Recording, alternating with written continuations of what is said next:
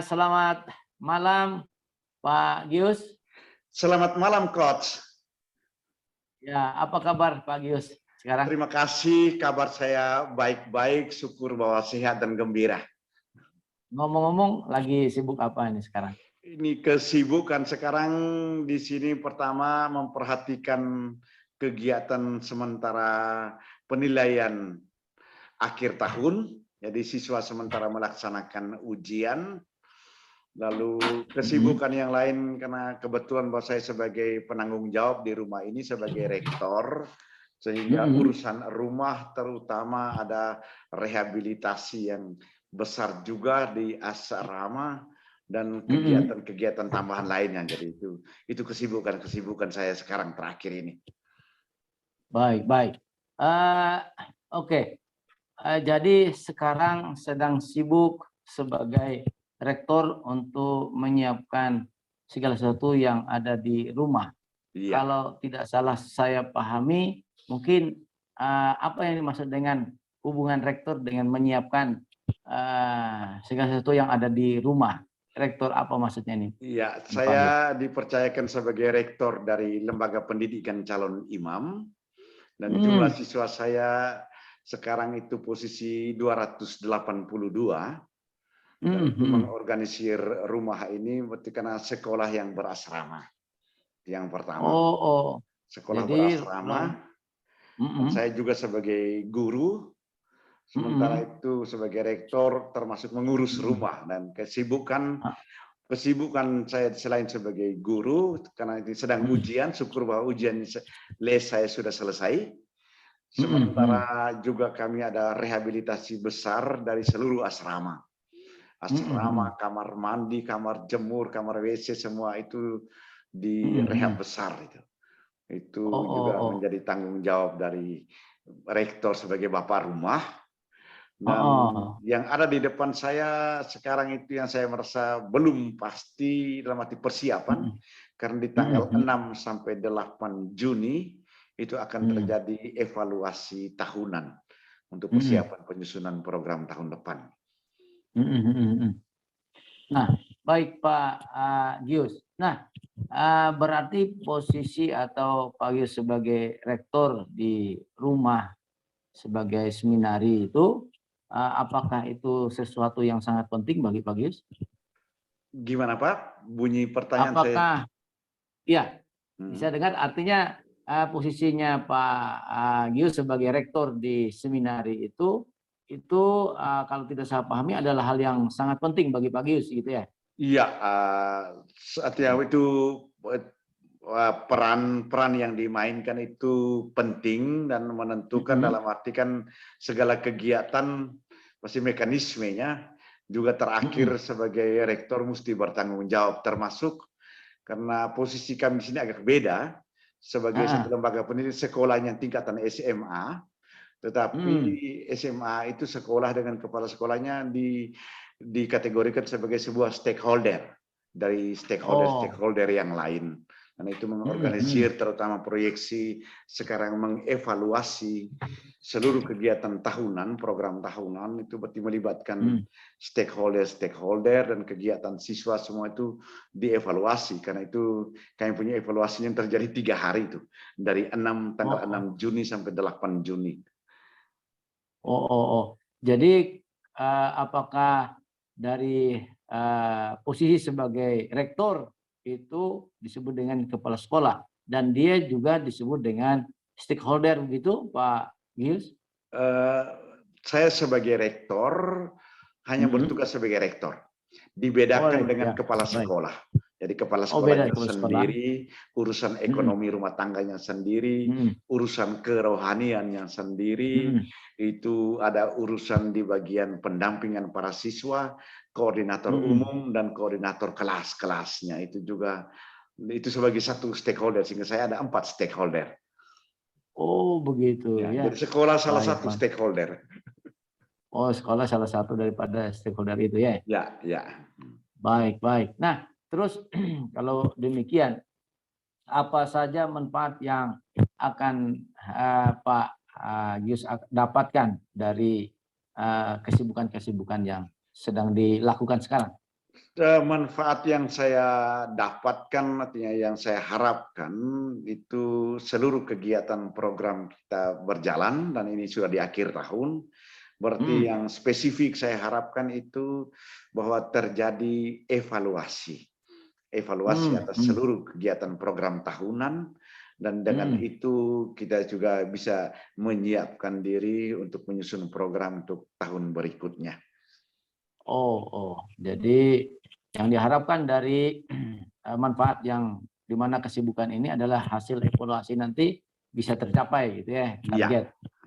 Baik, baik. Nah, kalau demikian, apa tujuan besar atau mimpi besar yang ingin Pak Gius dapatkan dari kegiatan ini yang sedang dikerjakan kesibukan itu? Proyeksi artinya ke depan diharapkan tuh bahwa lembaga pendidikan calon imam ini mewujudkan visi dan misinya.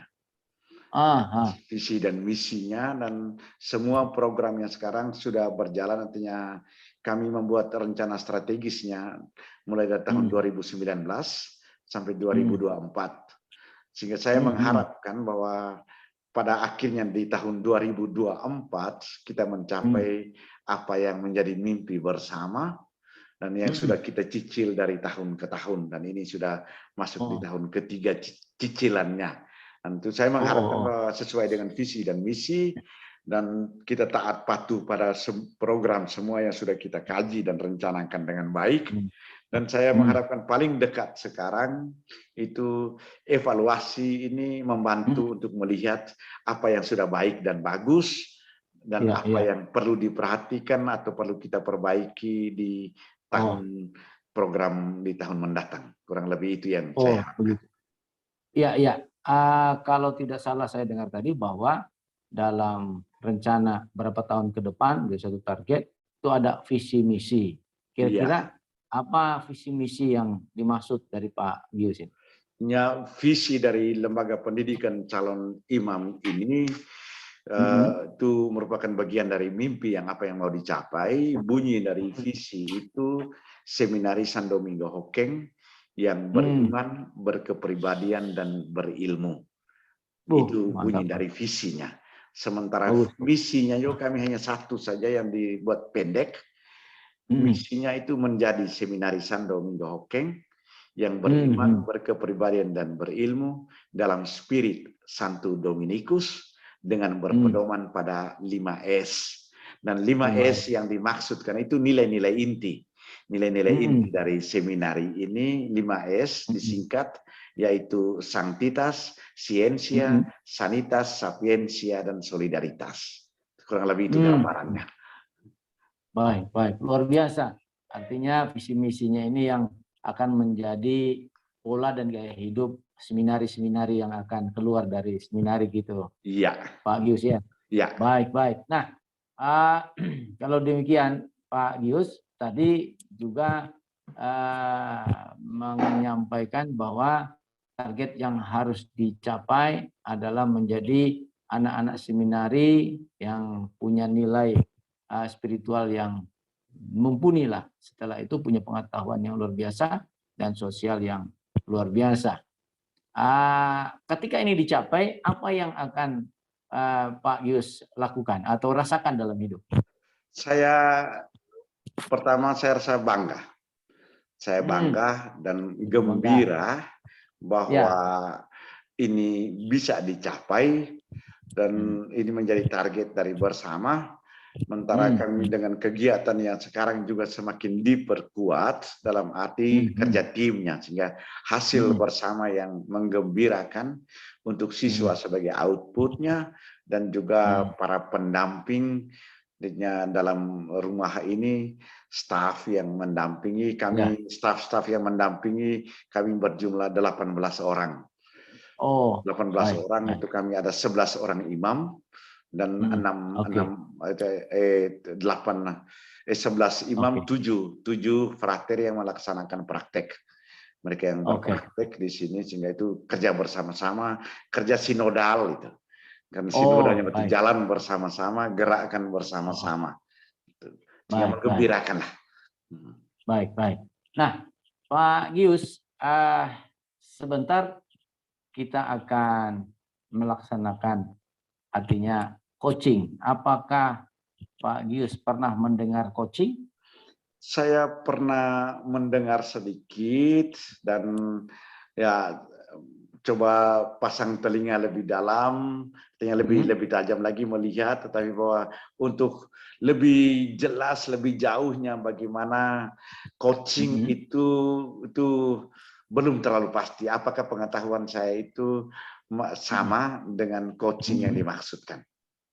Oh, baik. Nah, demikian coaching adalah Pak Gius sebuah proses pengembangan diri untuk mencapai tujuan dengan menemukan langkah yang tepat dan sumber daya yang diperlukan. Nah, coaching juga merupakan proses penemuan kesadaran diri, pemberdayaan diri, tanggung jawab diri, dan aktualisasi diri. Apakah Pak Gius tertarik untuk mencobanya? Kedengaran bunyinya itu luar biasa itu. Dia kalau mulai dengan membantu tujuan, lalu sumber daya ya supaya bisa sampai ke sana rupanya. Itu saya menarik dengan hanya dengan kata kunci itu saya rasa sudah mengatakan banyak hal di belakangnya. Saya menarik. Ya, baik. Nah, kalau Pak Gius berkenan, ya, nah jadi saya akan menawarkan pro bono coaching. Pro bono coaching itu adalah coaching tak berbayar. Nah, coaching tidak berbayar ini akan diberikan kesempatan buat Pak Gius. Apakah Pak Gius oke? Wih, saya sangat gembira kalau ditawarkan dengan coaching pro bono. Saya sangat gembira dan menyambutnya. Saya tahu bahwa saya juga lebih mengalaminya apa yang dimaksudkan dengan coaching itu. Saya senang, saya gembira, saya sambut. Baik. Nah, kira-kira kapan ada waktu Pak Gius untuk kita melaksanakan coaching pro bono ini? Kita sekarang berada di akhir pekan, apakah saya boleh menawarkan pada hari Rabu di minggu depan? Dan hari Rabu itu kalau boleh di waktu sesudah jam sekolah, karena jam sekolah kami sampai jam 1, berarti apakah bisa kita melaksanakannya di hari Rabu di jam 14? Baik. Baik, kita akan adakan sesi coaching nanti di hari Rabu pukul 14 siang, gitu ya? Iya. Via Zoom, gitu Pak. Via Zoom ya, kita menggunakan Zoom. Saya sangat senang bahwa hari Rabu tanggal 14 atau jam 14 itu saya boleh mengalami coaching dan saya gembira siap. Saya mau tahu juga itu coaching itu gimana. Baik Pak Gius, kita nanti akan jadwalkan untuk sesi coaching di hari Rabu pada pukul 14 siang via Zoom, gitu ya. Siap. Baik. Oke, kalau gitu terima kasih buat kesempatan pertemuan kita. Sampai kita berjumpa di hari yang sudah kita tetapkan ini ya. Terima kasih, mudah-mudahan sehat semua, bisa berjalan. Dan sampai di hari waktunya kita akan berjumpa kembali. Selamat malam Pak Gius. Terima kasih, selamat malam Coach.